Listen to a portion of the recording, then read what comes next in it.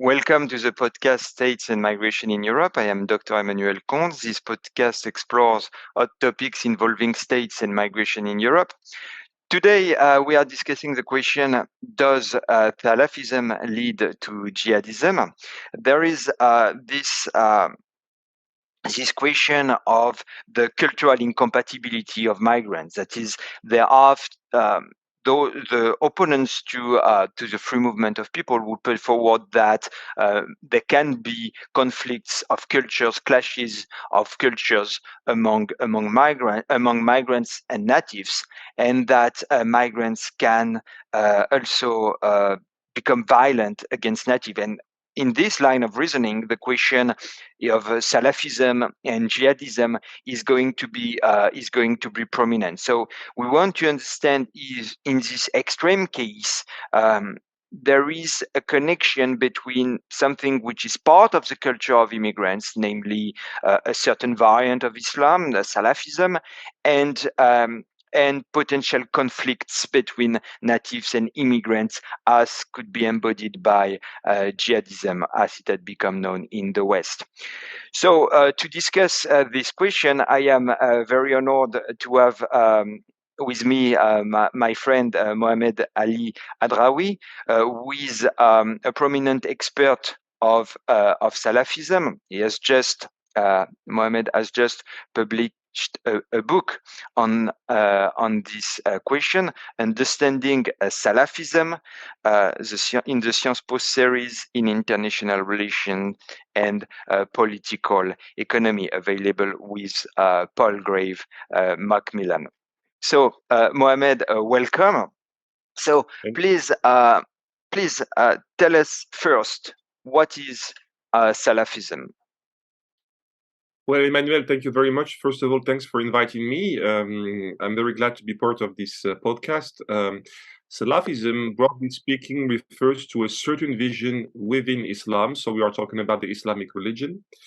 And of course, many debates do exist, but one way of looking at Salafism is looking at Salafism as a very puritanical, fundamentalist, orthodox vision of the Islamic faith. Basically, Salafism refers to a word in Arabic, as-salaf.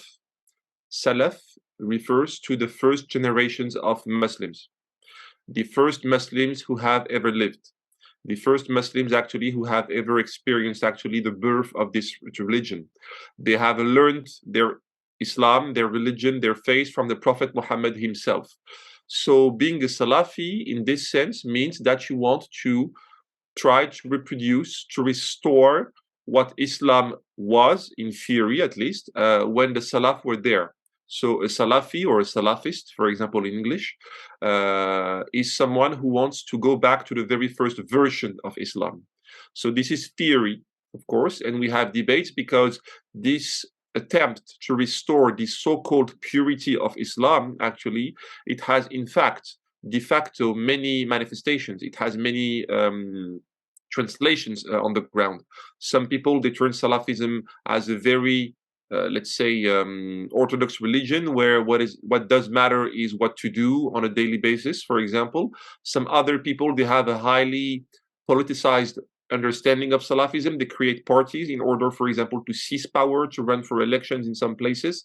We have seen that in the Middle East, for example, in the last few years. And other people, other Salafists, they have a more violent understanding of this fundamentalist design, and they want to, through the concept of jihad, they want to go at war with their enemies.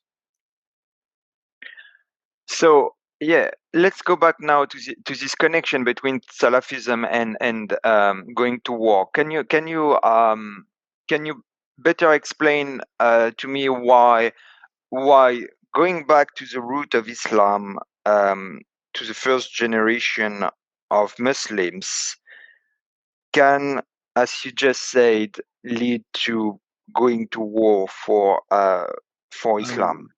So it doesn't mean that they necessarily want to go to war. Actually, here we are talking, I mean, if I have to define Salafism clearly as, once again, this is a puritanical fundamentalist vision of this religion, as it is understood today by Salafists, that we can find in so many countries across the globe. from Europe to the Middle East, from Asia to North America, from Africa to Central Asia, we can find Salafist communities. They are not necessarily the majority, they don't represent necessarily the majority of Muslims today, but still it's a visible, growing, let's say, understanding today due to globalization, due to many factors that I would be happy to tell you about in a few minutes if you're interested. So that's the global narrative, going back to the very first versions of Islam, or what is supposed to be the very first version of Islam. However, in practice, some people today, I mean, in the contemporary era, they believe or they come to the conclusion that, for example, politics is not useful. They believe that being a true Muslim, a true Salafi Muslim, should lead you to ignore politics. For example, it's, by the way, I think the vast majority of today's Salafists they believe so. They believe actually that ignoring politics or not paying attention to politics is actually the right understanding of Salafism. Some other people, they commit to politics. For example, they want their values, they want their principles, they want their ideas to prevail in the public sphere via, for example, a political party. They are going to be, for example, political Salafists. Okay, they are going to participate into the political debate wherever they can. For example, we have seen that in many countries in the aftermath of the Arab uprisings several years ago. For example, some other people, not only do they believe in politics, in a politicized version of Salafism, but they go as far as saying that violence is the only political tool through which they can restore their this very first version of Islam, or so-called very first version of Islam.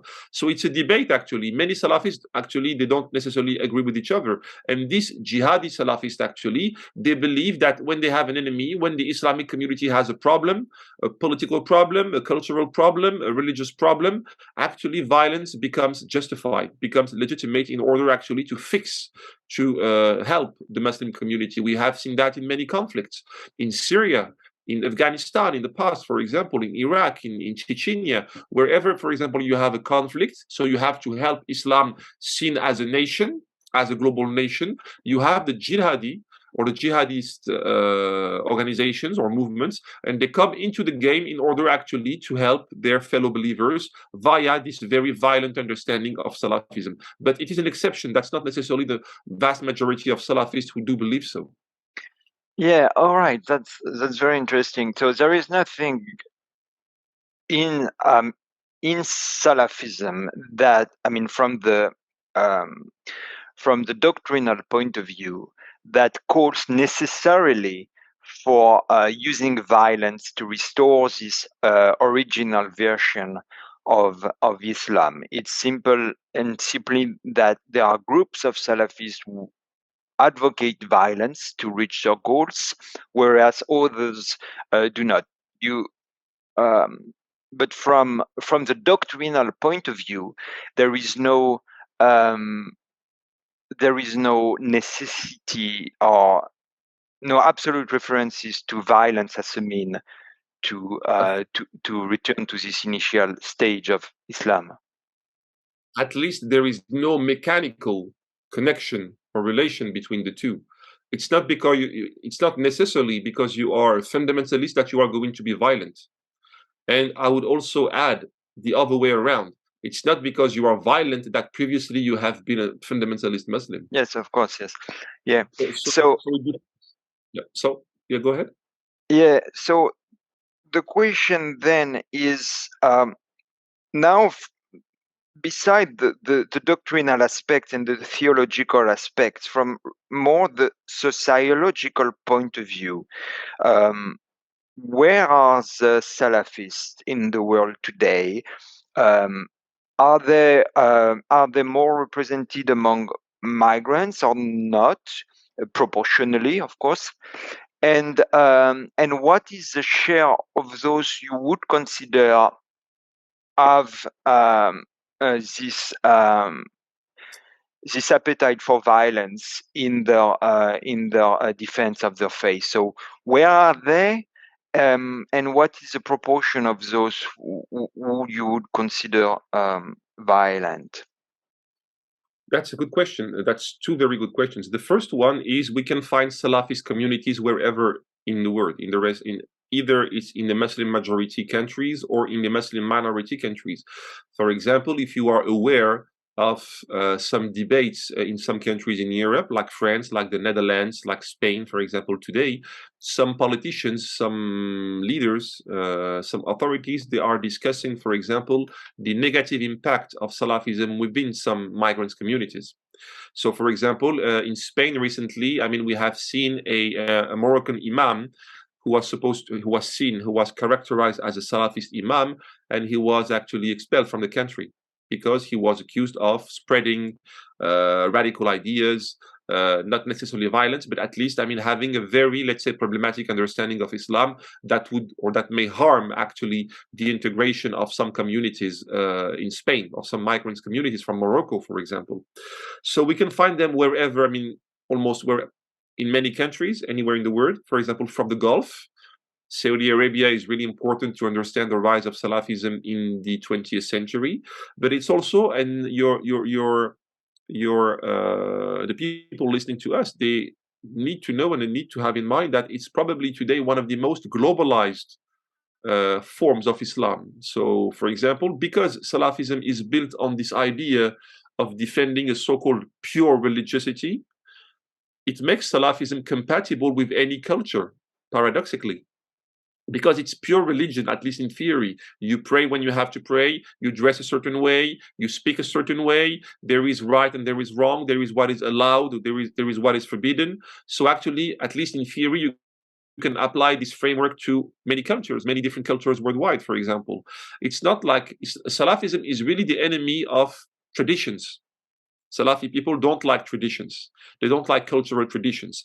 They don't like anthropological traditions, for example. They want pure religiosity that comes from their understanding of, for example, the Islamic scriptures. So that's why actually it's pretty easy to be a Salafist, contrary to what many people would believe, against all odds, actually, because you have this idea of a pure Islam that you can practice or put into practice in France, in Canada, in Indonesia, in the Gulf, in Saudi Arabia, for instance, in Morocco, in Nigeria, or wherever else. So you have thousands of Salafist communities. It's not a centralized movement. We are talking about autonomous communities that do not necessarily have connections with each other worldwide or even within one country. And if you want to talk about jihadists, people who may be violent or who advocate violence, for example, well, we can look at them as people who have tried to join certain organizations, like, for example, Al-Qaeda in some countries, like ISIS, that are some of the most famous, well-known jihadist organizations today. So it depends. But for example, in Syria, according to some studies in the Syrian conflict, until recently, we had up to 30,000, 35,000 fighters actually in these groups. So it's not that huge, of course, but it's enough actually to create violence and to spread chaos. Mm-hmm, mm-hmm. So that's a very interesting point. So the characteristic of Salafism are, as you said, irrelevant to make it irrelevant whether you are in a Muslim majority country or in a Muslim minority country. That is, and therefore you can have Salafism actually more easily in when you are a Muslim immigrant than when you are in a Muslim, when you have remained in your country of origin in a Muslim majority country. Did I get the point correctly? That is, I have the feeling that, I mean, I am wondering if, as a migrant, because we're interested in that in this channel, if someone who leaves a Muslim majority country and goes to a Muslim minority country, do you think that this person may be more interested in Salafism than if they had not moved? That's a tough question. I can say one thing, that if the people who have studied Salafism in the West, for example, like in Europe, in France, Britain, Germany, Netherlands, Sweden, and other countries, Norway, Spain, actually, they have mentioned, they have highlighted the fact that being a minority, sort of targeted community, for example, in some countries, it may lead actually to a very specific, let's say, kind of harsh understanding of religion, because you want to protect yourself. You see yourself as dominated. You see yourself as, that's not the only factor, but this is one factor that needs to be underlined. Actually, you see yourself, for example, if you are part of some marginalized communities, especially, for example, if you are a young person. I mean, if you are part of an Islamic youth or kind of youth that is marginalized, no real jobs, no real opportunities, well, it has an effect in terms of identity building. And sometimes the radical identities are, let's say, the winners when it comes to dealing with a very problematic relationship with the rest of the society. So Islam can be seen as a tool in order to restore some dignity sometimes. And the certain forms of Islam, like Salafism, for example, because you become, in terms of a very, by virtue of this very prestigious genealogy, you become the follower of the Prophet and of the Salaf. If you allow me a word that is extremely popular today, you are the follower of a very prestigious tradition. You embody, you represent true Islam. So it's extremely, let's say, positive in terms of identity building. You become someone important.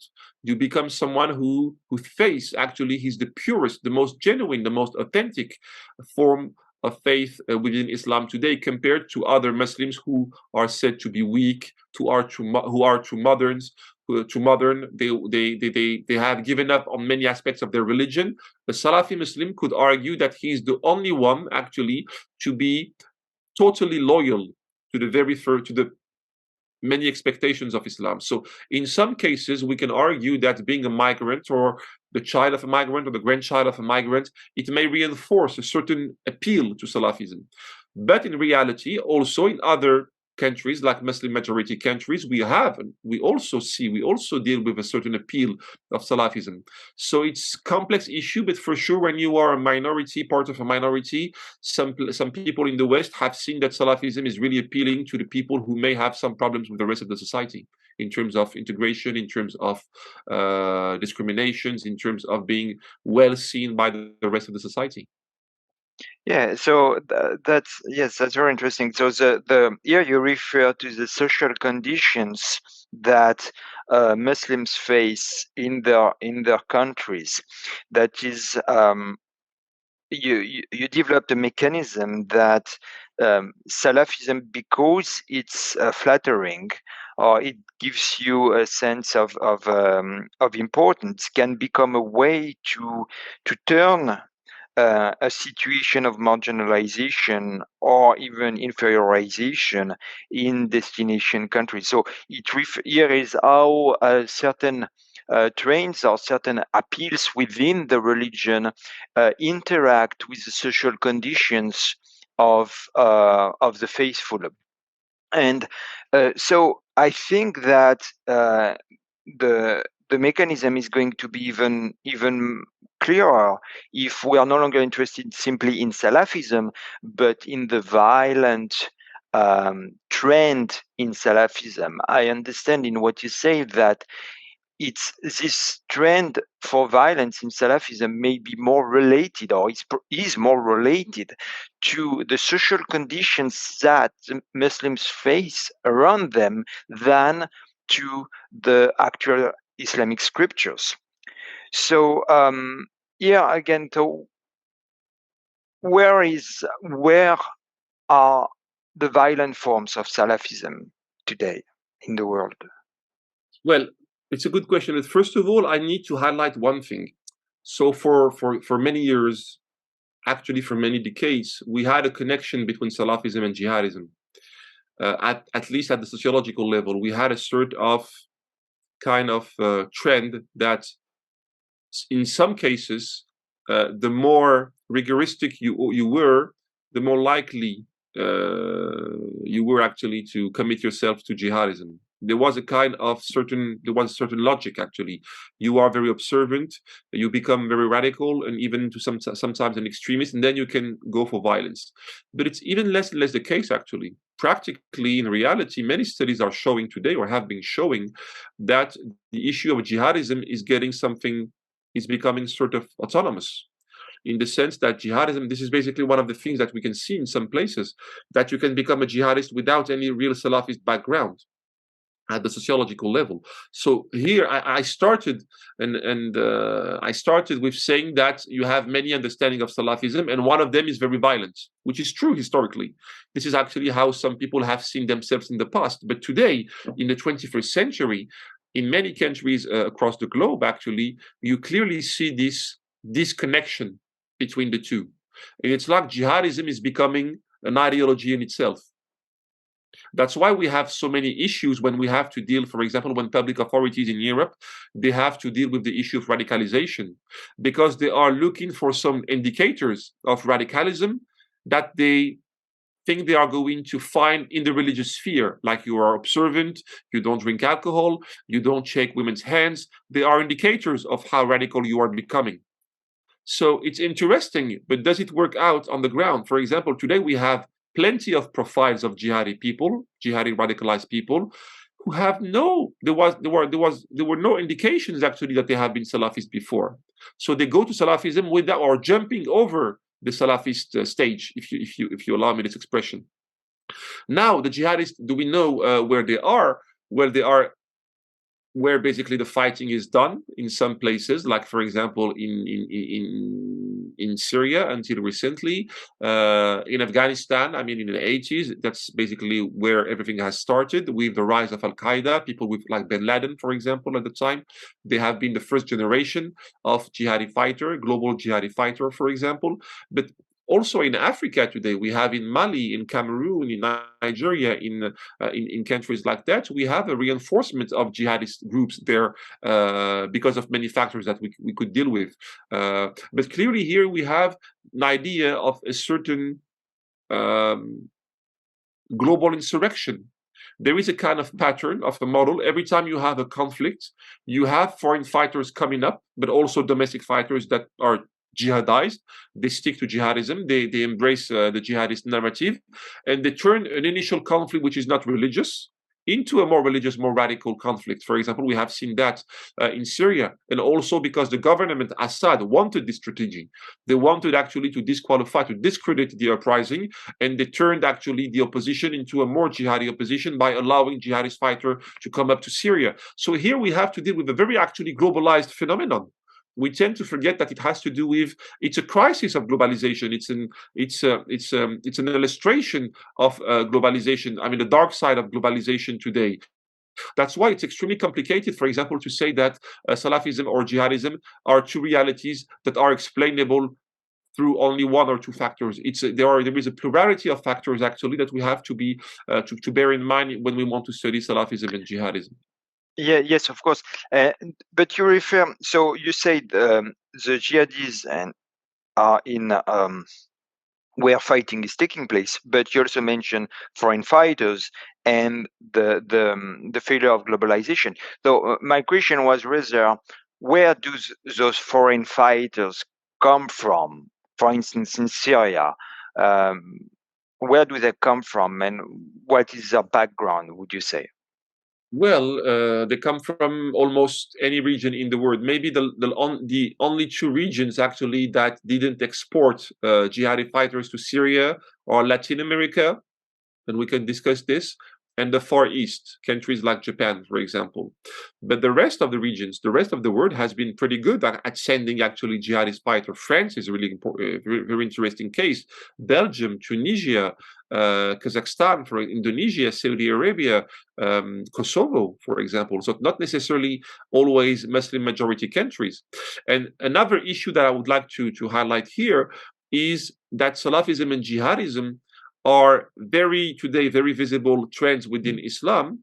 So it has to do sometimes with the issue of migrants, but also maybe even more frequently with the issue of converted people.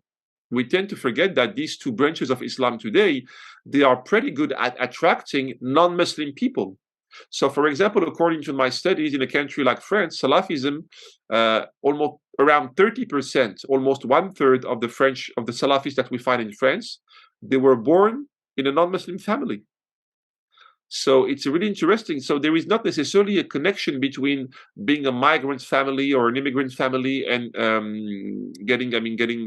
having some interest in Salafism, for example. It's much more complicated. So that's why actually these traditional explanations in terms only of identity crisis, in terms of feeling disconnected from the country of origin, it's interesting. I'm not necessarily denying it. I mean, there is no connection, but it's also more diverse, much more different actually in terms of new explanations. We feel clearly on the ground today, if you study Salafism, that not only people coming from a Muslim family are attracted to Salafism. I mean, France, 30% of the people who are part of Salafist group or Salafist community were born in a non-Muslim family. Some countries, it's even higher, for example. In India, India is a very interesting case. You have a huge Muslim population in India, don't you agree? A huge one, probably the second Muslim population in the country worldwide. And we have only around 400 radicalized people. Most of them are converts. So how do we explain that? More than a half of the Indian people who are jihadists today, they do not come from actually a Muslim family. They come from a Hinduist family. So it's really interesting to have in mind the possible connections between being a migrant or having a kind of immigrant background and sticking to certain form of radical Islam. But it's much more complicated actually on the ground than we could expect. Mm-hmm, mm-hmm, mm-hmm. Yeah. Nevertheless, 70% of Salafi come from a Muslim background in France under the statistics. But if we zoom in on those on the jihadis, they come from all regions of the world except Latin America and the Far East. They come from Muslim majority countries and from Muslim minority countries. So it's extremely difficult here to see a pattern in any case. And so the question is, so the factors that we have mentioned so far are maybe the social conditions in the countries in which those people live, which can be related to marginalization. We mentioned that, to appearing inferior, and Salafism gives you a sense of self-respect that you didn't have. But if we zoom in, yes, on jihadism, and no longer on Salafism, because as you have well said, they don't overlap, and there is not even a clear overrepresentation of Salafi among jihadis. So, what, according to you, are the main factors of jihadism, differentiating those who come from Muslim majority countries and those who come from Muslim minority countries? That is a very tough question. Actually, I doubt that someone could ever give you the whole bunch of reasons why people they may hold on to jihadism. However, we have certain, let's say, we don't have any pattern, but we have certain similarities, certain regular characteristics. For example, in the case of Europe, we found out that 51% of the people of the European jihadist people, actors, they had a kind of criminal background, more than a half. So they already had a kind of previous socialization within a criminal circle. So it was not necessarily a jihadi circle or a religious one, but they had a certain mastery, for example, of some attitudes. They knew how to handle with weapons. I mean, they already had a kind of experience in jail or in prison in many countries, like in France, for example, but also in Germany as well as some other places. That's a bit different in, for example, North Africa. In a country like Morocco, for example, there are some clear evidence actually that there is some clear evidence, for example, that poverty is really a driving force. Actually, for example, people from the very marginal places, suburban places, actually from a very poor background, they have turned actually to Salafism, to jihadism at some point. So you don't necessarily have, a global pattern, but you have some common characteristics. Yeah. There seems to be a pattern that people in Muslim minority countries who turn to jihadism have a background of immigrants, 51% you say in the French case, and criminal background. Criminal background, yes, and people in Muslim majority countries have more of a poverty background. But it seems to me the two are related. That is, the people, those with a criminality background in Muslim minority countries, I suppose, are also overrepresented among the lower income groups in those countries. And so, does it mean that there is those jihadi people in Muslim majority countries, they turn to jihadism while coming from poor social groups, but they had not resorted to they had not been involved in criminality like people in more Muslim minority countries like France had been? Well,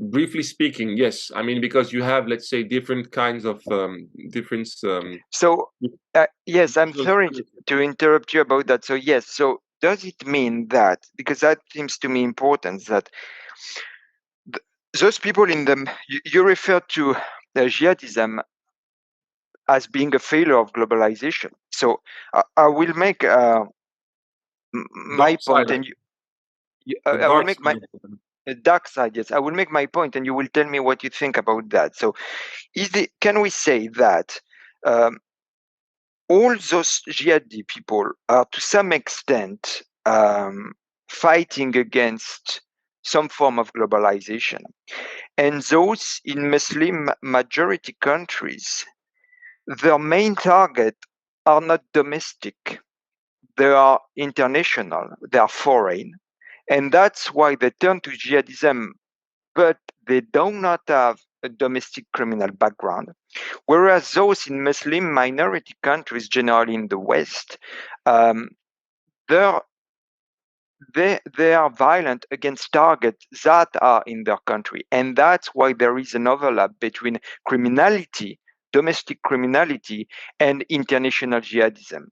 In their case, but not in the other case. Actually, I would say both, actually, because the diversity of possible targets, it really depends on the trajectories, the journeys, but also the ideology of the groups that are sponsoring actually some terrorist attacks.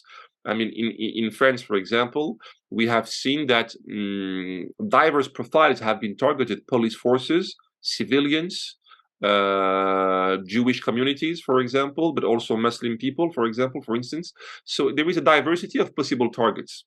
And of course, we have, I mean, possibly, I mean, the main one, which is going to a certain field of battle, like Syria, for example, and trying to be part of this struggle of a national uprising against a regime that the jihadist forces have contributed to turn into a jihadi, a religious conflict, both as a cause and also as a consequence of what happened at the time in Syria.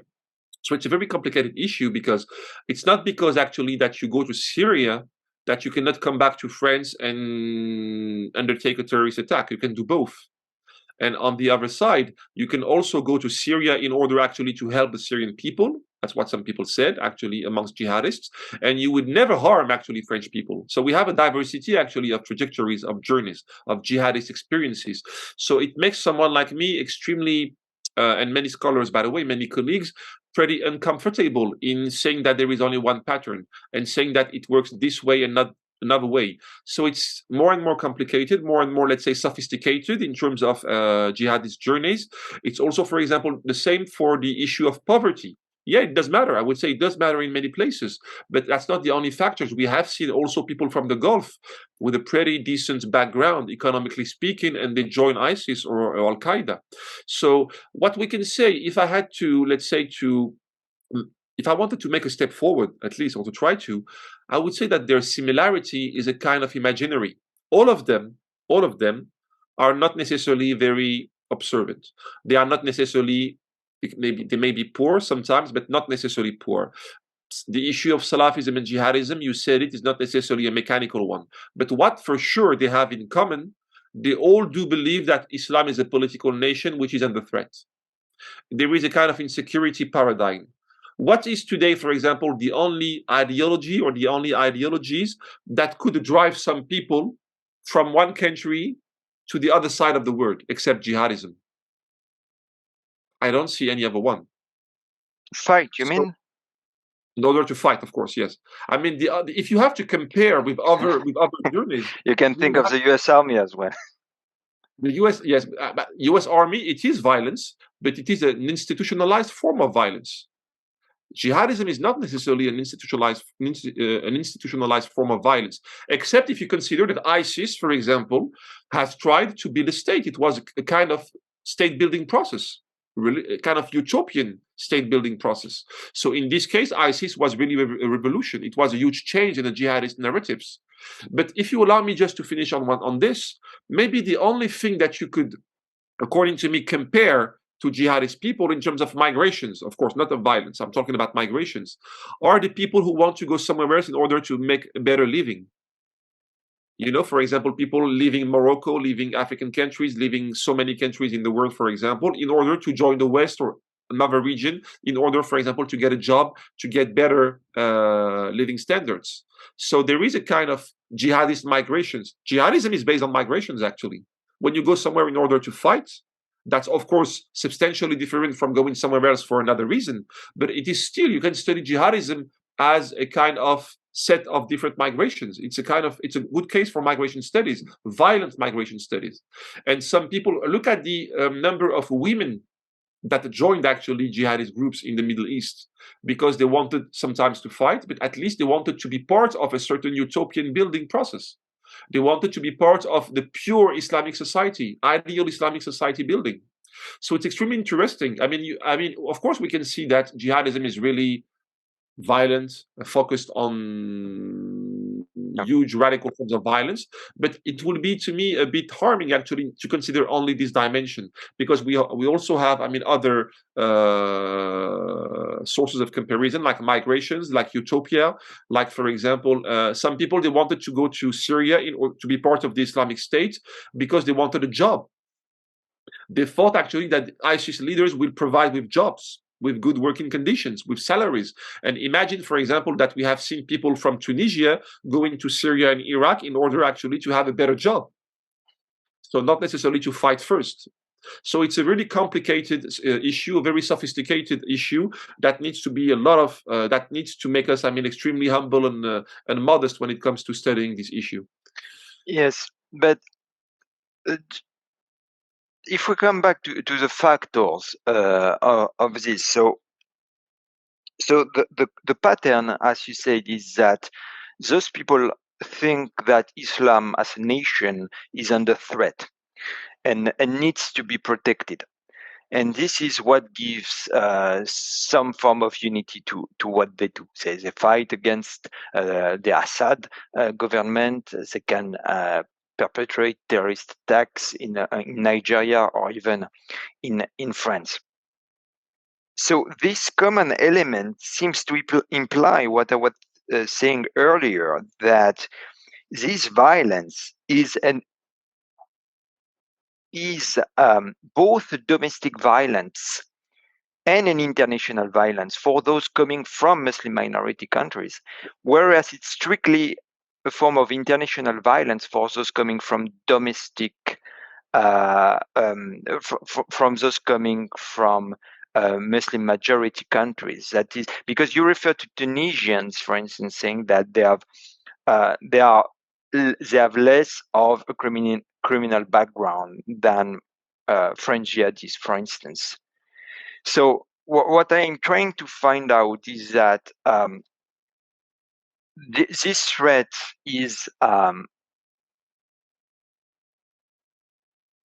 can we say that this threat comes from the West in this thinking? No, not necessarily. It can, at a very practical level. You know, there is a strong level of agency within jihadist people because they sometimes, of course, look at the sociology of terrorist attacks, for example. Some of them, they are completely designed from the Middle East. They are funded, they are designed, they are sponsored, they are conceptualized right from the Middle East. From, someone in the Middle East, in Syria, Iraq, for example, organizing a terrorist attack in Paris. We have seen that. But some other cases, actually, they show or they illustrate the fact that there is a strong level of agency. They had some people, for example, that were connected to ISIS, for example, not only, but for example, to ISIS. They designed their own terrorist attack. There was, all this debate on lone wolves. Well, we can discuss the relevance of this concept, but the point is that strategically they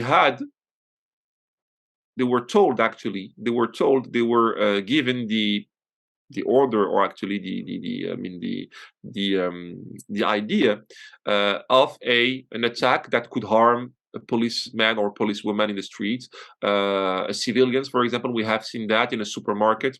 Have you seen, for example, what happened in some Christmas markets in Europe a few years ago, in Strasbourg, in Germany, for example? So it's a bit like there is a kind of strong agency, because here in this case, it's really aimed at making people fearful, making people afraid, terrified. Actually, the violence, the jihadi violence, it was likely, actually, or is still likely, actually, to harm, to target anyone, anywhere, anytime. And here, clearly, you have a design which is built on the desire to frighten the Western public opinions, the Western populations. So you have different types, different levels, actually, of violence and conflictuality. It will be extremely difficult, actually, to summarize the whole and to say that there is only one characteristic. But what I think is that we are going through an increasingly diverse set of and intrications of violence or violences.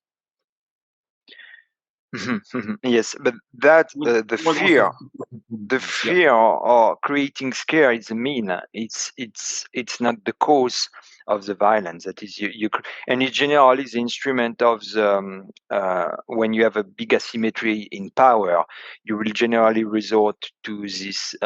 Terrorism is an instrument, actually, of violence to wage a war against an opponent. Jihadism in the West is a form of reflection of the social conditions of Muslims in those countries. That is because, as you say, it's not Islam in itself that leads to violence. It's rather the social context in which Islam is practiced that can lead some people into violence. And some of them are violent already before because they have this criminal background. So I still keep in mind that if we want to understand this violence, we need to understand the social conditions of Muslims in those countries. Otherwise, we are not providing a deep explanation of that. But if we go back to history, so as you say, Islam dates back to the 7th century, and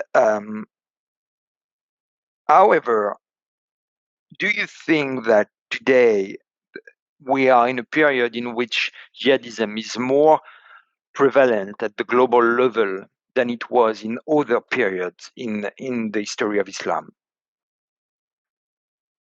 Well, the last few decades have been clearly have provided with huge opportunities for the birth, the emergence, and the consolidation of jihadism, but also for the crisis of jihadism. Because today, for example, I give one of the most striking examples is that ISIS no longer exists as a state or a wannabe state. So for a few years, we had this feeling, this impression that there was a state in the Middle East that would be built, or that was built upon the idea of restoring the famous caliphate. Okay, was it an Islamic state or not? That's another issue. But the branding was clearly, was this one. The idea now is to reflect in terms of possible new evolutions for jihadism.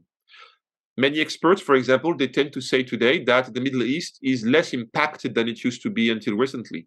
Africa, the Francophone Africa, for example, Mali and other countries like that, they provide with the new land, new room. They provide with new room for jihadist opportunities. For example, Mali, for example, Nigeria, and a few Western Africa could be, for example, it's still to some people, it's already the case. It could be increasingly in the future, in the near future, the place where the game happens, where the game takes place, the jihadist game takes place.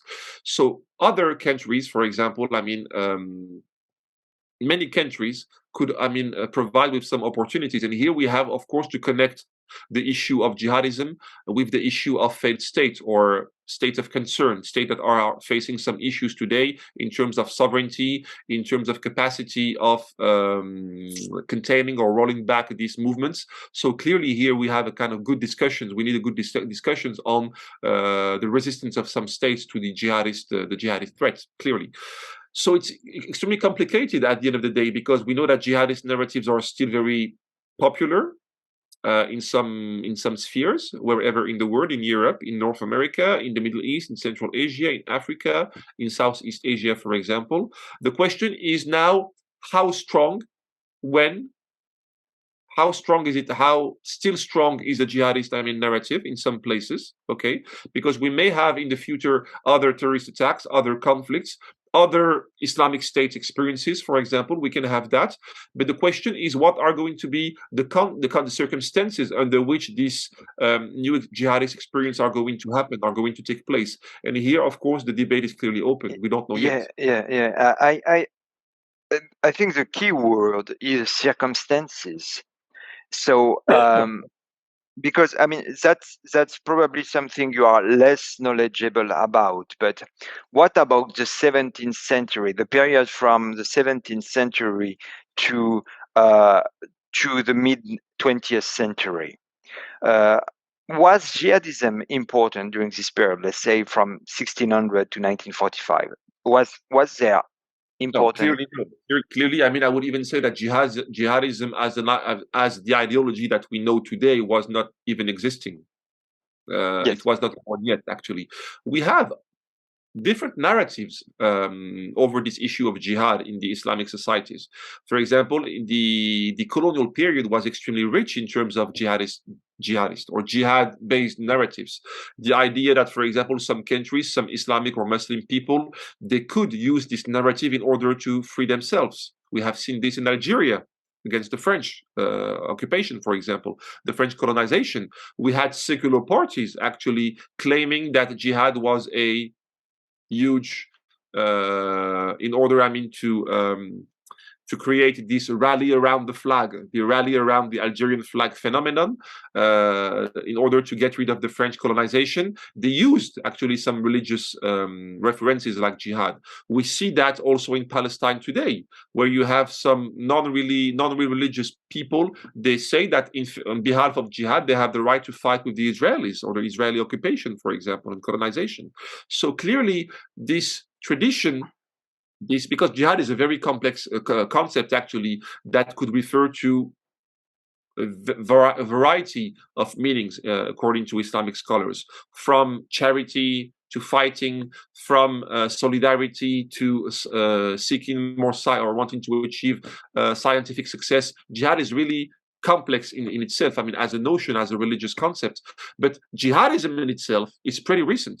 The jihadism, this kind of jihadism that I've been talking about, for now almost 1 hour, it's something that was born, that was designed in the 70s and the 80s, actually. So it's a kind of 45-year-old ideology. So it's pretty, let's say, recent. It's pretty new. It's pretty young. And the idea now is to understand what has made this ideology successful. And clearly, it was not actually, it was not a state-oriented jihad. It was a privatized form of jihad, because, as I mentioned, with Afghanistan, we had people coming to Afghanistan and they designed a new ideology, actually, in order actually to be able to legitimate the fact that they could hit any enemy of Islam anywhere, anytime, anyone. It's completely new. Yeah, no, it's very interesting. So let's move on now. We had the first discussion, which was the relationship between Salafism and Jihadism, and then we understood that this was not There was no overlap between the two. Then we moved to trying to explain jihadism in itself. And so I think the best explanation is the explanation of the circumstances. That is, circumstances which may have to do with social marginalization, with just also the balance of power. In case of a failed state somewhere, you have this attempt to use violence also.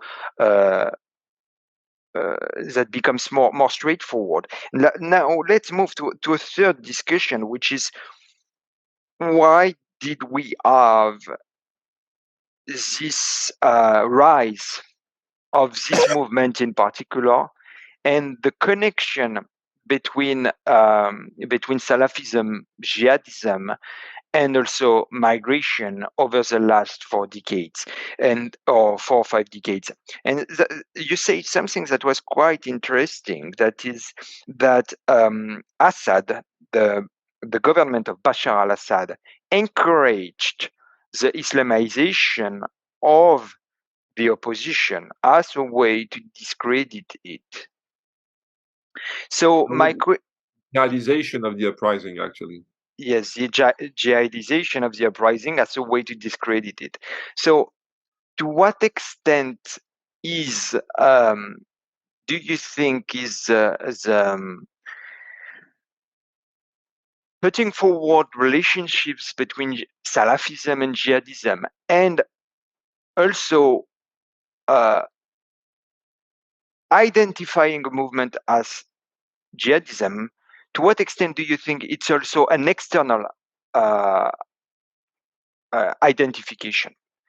That is, you may have groups that have an interest in confusing the boundaries, or in confusing, the boundaries between Salafism and jihadism, or that may have an interest in having a radical Islam that is easier to isolate and dominate.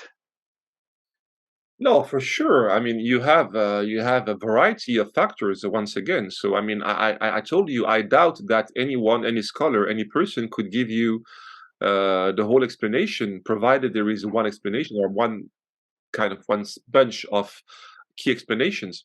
We can assume, and we can see actually empirically, what we are looking for as researcher is empirical data. For example, are foreign interventions important when it comes to explaining the rise of jihadist groups sometimes in some places? For example, the manipulation, the instrumentalization of some authoritarian regimes in the Middle East, for example, have they been key in allowing jihadist forces to reinforce, as we have seen that in Syria, for example?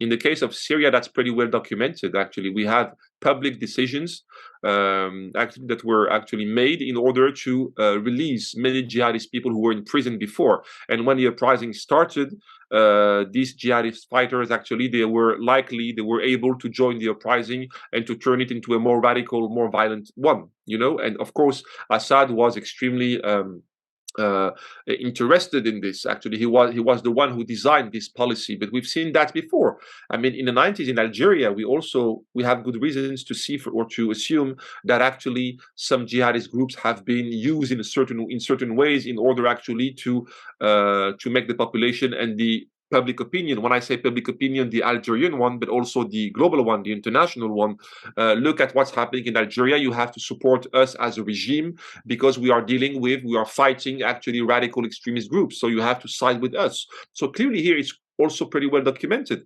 It doesn't mean that there is no jihadist rationality, there is no jihadist narrative, no jihadist ambitions. Of course there are. But the point is that it's a kind of combination of different factors. I can also add one, Western countries as well, because, for example, I mentioned in this conversation between you and me many times I mentioned the war in Afghanistan in the 80s. In the 80s, these people were seen as freedom fighters. We should not forget that. The idea that these people, on behalf of the same ideology, of the same ambitions, they were seen as good fighters, good people wanting to get rid of the Soviet presence in Afghanistan. On their side, they were fighting for another agenda. Afghanistan was not Afghanistan. Afghanistan was an Islamic territory that had to be freed actually by Muslims and Muslims fighters. So clearly you can see that, of course, it's you also have, I mean, in terms of practicalities, if we are very pragmatic, it's a bunch of different, let's say, circumstances, as you said, that do combine and interact with each other in order, or so they can generate some successes for the jihadist people. Yes, but I mean, this as we were discussing about the episode where we were discussing whether the word jihadism was Western centered or not. So it seems to me that the very question that we are asking is related to some extent to violence taking place to those who exert this violence, but is related as well to an attempt at categorizing this violence in other countries. That is, the notion of jihadism. You may know more than me about that, but it's a Western notion. It's a notion that has emerged in Western countries over the last decades as a negative. Yes, as part of a negative approach to Islam, and it includes in itself this idea, and that's why it became related also to Salafism. It includes this idea that there is something mechanical in at least a variant of Islam that leads to violence, and but that Islam, even though it's a variant, Islam includes its variants.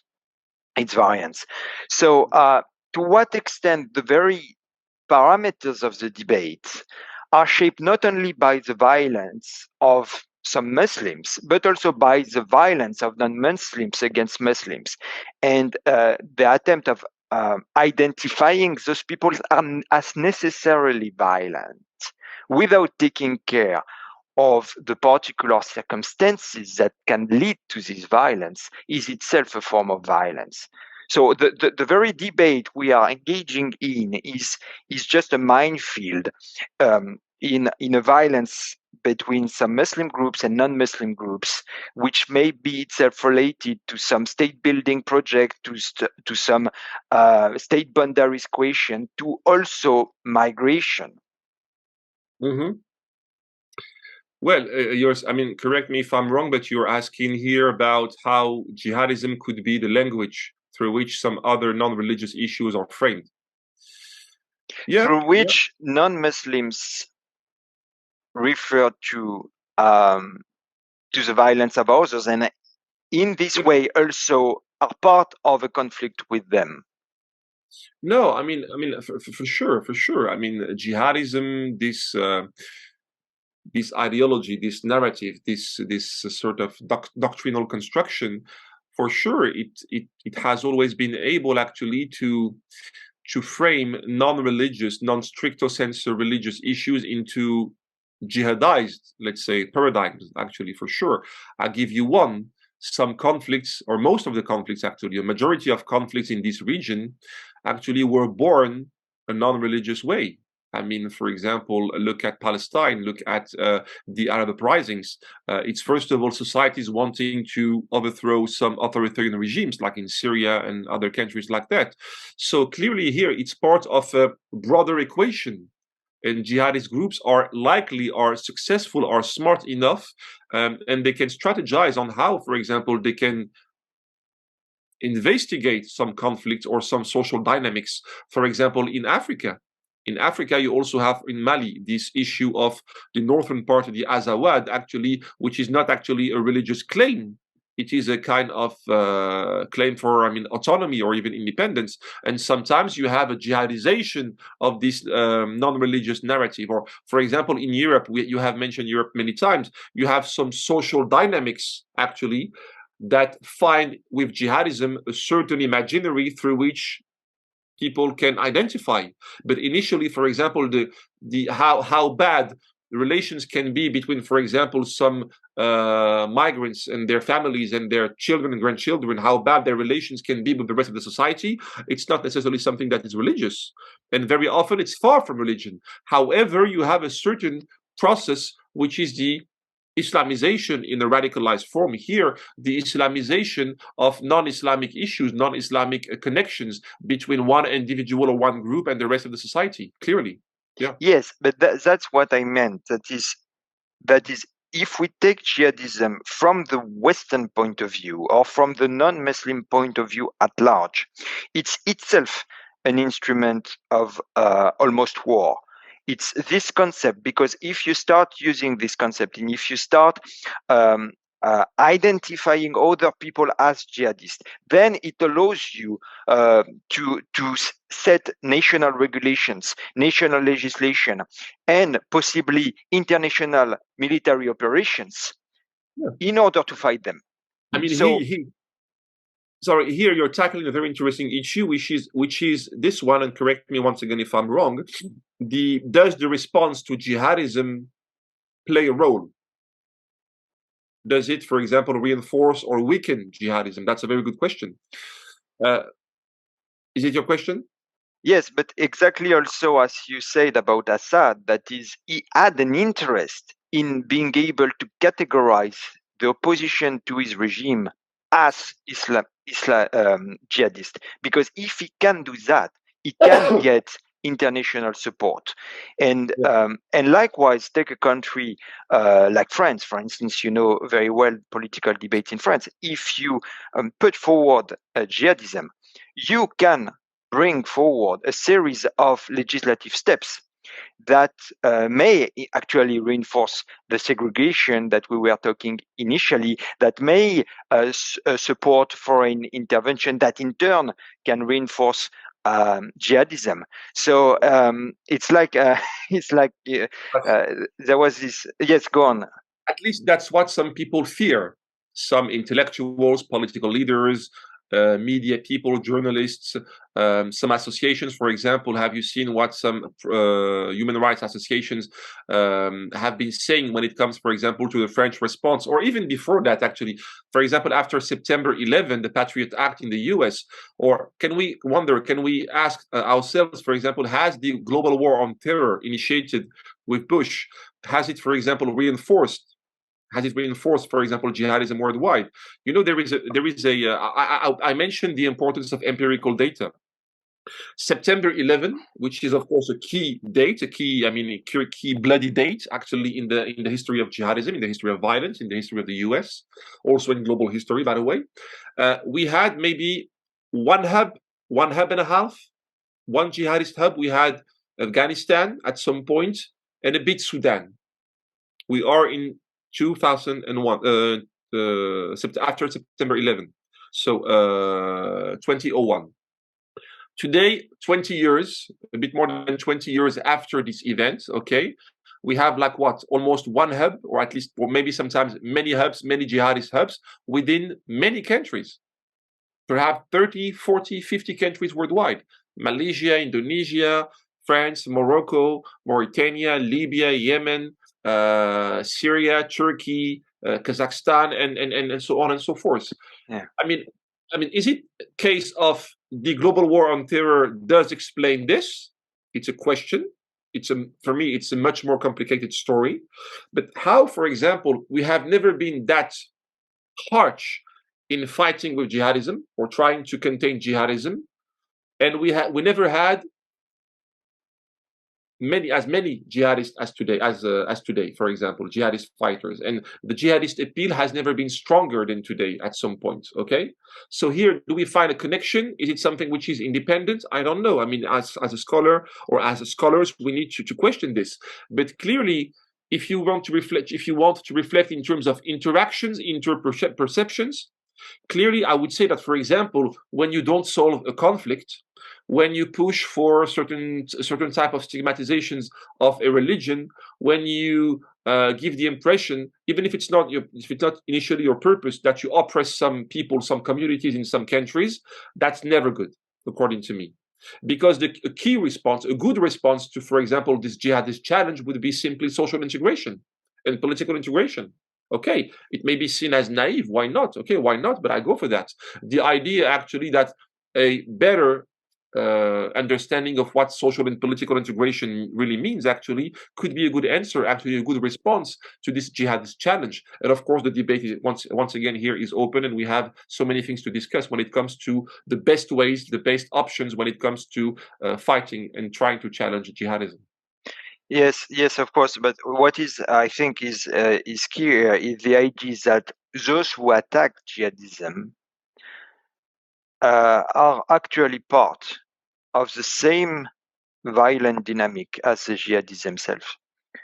That is, they are advocates of violence, like George W. Bush or some French politicians, and by doing so, they reinforce. They are part of the same system of exerting violence, and this violence just reinforces each other until a point where we'll have major conflagration. I'm not saying this is the same. Maybe, I mean, a question It's or not the same, but they are part of a single system of violence. I'll give you just an example. When you have a terrorist attack, a bloody one, okay, and no one wants to suffer from any terrorist attacks, of course. When you have some voices standing and saying, we expect of every Muslim that they stand up and speak up in order to denounce jihadist violence. What does it mean? It may be seen as positive in the mind of the persons, initiating this kind of claims. But for example, it means that many people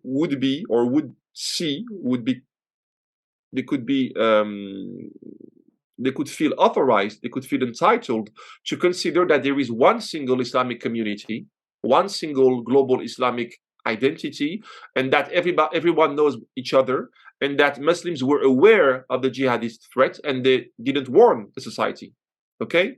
Which actually on the ground is not true at all. But with this, for example, questions or with these claims, there is a risk in generating this idea, this impression that all Muslims actually are partners in crimes. And they are pretty well, let's say, they have good feelings about jihadism, and they have to show us, they have to make the demonstration that they split. There is a divide between them and the rest of, and the jihadist groups, which is actually extremely, I would say, perverse as a warning, as a message that you're sending to the Muslim communities, and of course to the rest of the society, the non-Muslim part of the society. Yes, and so this, and then we have come full circle. That is, that the very question that should we find some mechanical links between Salafism and jihadism, or between Islam in any form and violence, is itself part of a rhetorical instrument, a rhetorical weapon in a struggle, in a fight, in a series of violent confrontations, so that, yes, you have the anti-jihadist politicians are themselves part of the same system in which violence just gets stronger and stronger. And as you said, in 2022 today, the jihadist threat had never been as strong, at least in the last 40 years. And in the past, it was something completely different in any case when it was taking place. So yeah,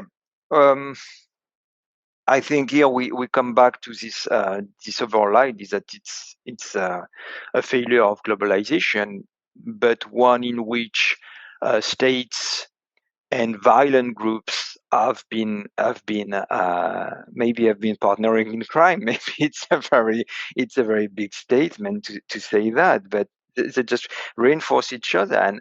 And you mentioned Afghanistan at the beginning, and the United States was also, you have been working on these issues. The United States was also funding bin Laden at that time, this time directly, before turning against him. And actually, when they turned against him, it made him even stronger than when they were funding him. They killed him, actually, but his movement became stronger. Yes, because even if we want to focus once again on this jihadist appeal, what makes, for example, some jihadist narratives at least part of them, successful? Is it about politics, identity, religion, faith, ideology? Who knows? Clearly, I doubt once again that you will ever find one guy, one scholar who is going to give you the perfect explanation. I doubt that very strongly. But we can ask questions.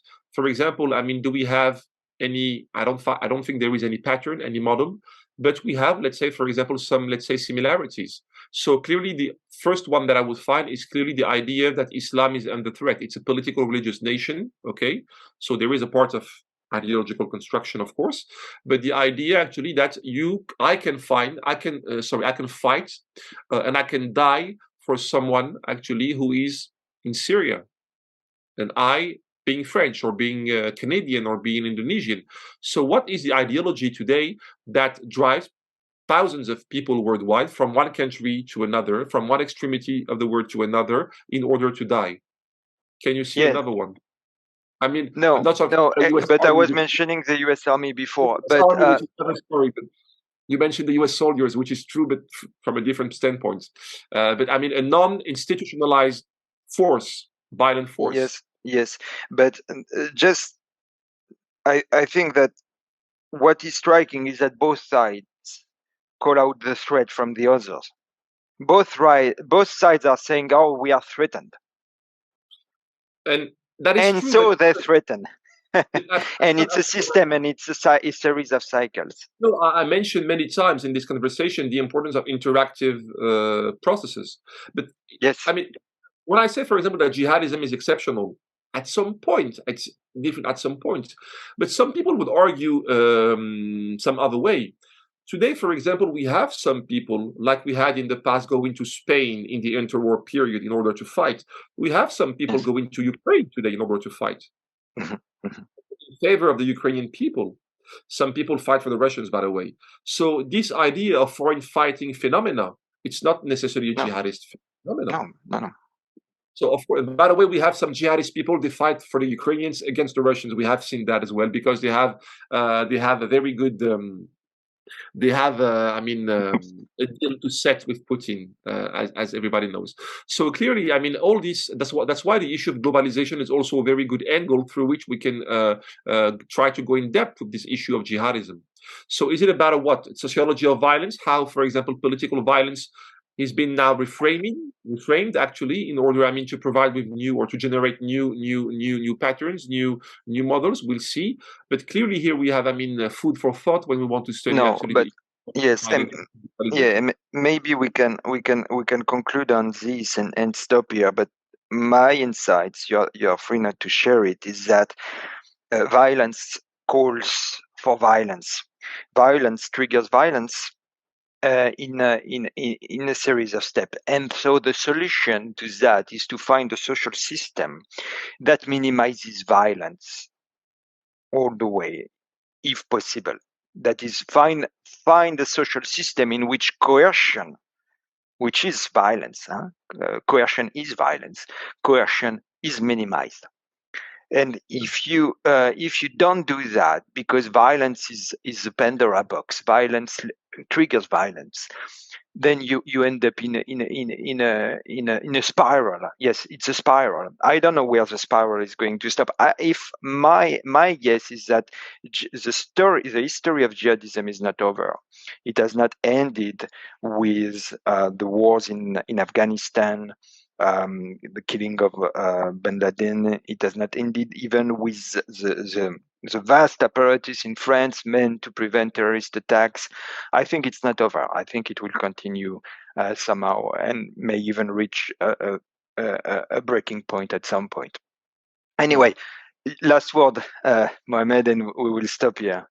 Well, thank you for the invitation. I mean, you can see that the debate is still not only open, it's still vibrant. Let me put it this way. Final word. All right. Okay. Thank you very much, Mohamed. And I will share the picture of your book one last time. So it's available at Palgrave Macmillan, and it's titled Understanding Salafism in the series on international relations and political economy. All right. Thank you very much, and Bye. take care. Bye bye.